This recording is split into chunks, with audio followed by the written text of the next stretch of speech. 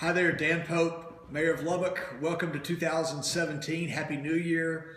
I hope that you had a restful and enjoyable and memorable Christmas and New Year's. I'm very excited about 2017. Just a few updates this morning. First of all, I had the chance this week to go to Washington, D.C. and to be part of Congressman Arrington's swearing in. He, as you know, was elected last year to represent the 19th District of Texas in the United States Congress. And you might say, well, what does that mean? Well, the 19th District of Texas has about 750,000 citizens that live in that area, and Lubbock County makes up about 40% of that district. That district runs from the New Mexico border all the way over to Young County, where Graham is. So it's a very long, skinny district. It includes Lubbock and Abilene, the two largest cities in the district. And it was created in 1935. So for 82 years, Mr. Arrington's only the fifth congressman to serve this area.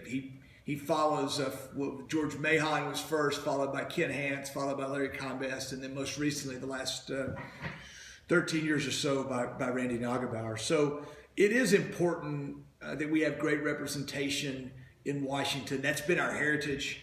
I was glad to be there and be joined by folks from Texas Tech, by people from our business community here locally, by regional leaders, folks from Seminole, folks from Plainview, folks from Littlefield, folks from Big Spring. The cotton industry, as you might imagine, was well represented there. It was and a lot of Jody's family and friends. It was a really great event, and it's a lot of excitement in Washington these days for obvious reasons. So that was a great opportunity for I think for West Texas. And you know, Jody needs our thoughts and our prayers and our support, and I know that you'll provide all that to him. A couple more things. One is, you probably can't tell, but we're filming this on Friday morning. It's snowing behind me in that window, and I hope you've paid attention to the communication from City Hall about how we're prepared. And we can't fight Mother Nature. There's going to be times that Mother Nature is going to win, but we have to be prepared and we have to communicate. I think that's what you expect out of us, and that's what we're trying to do.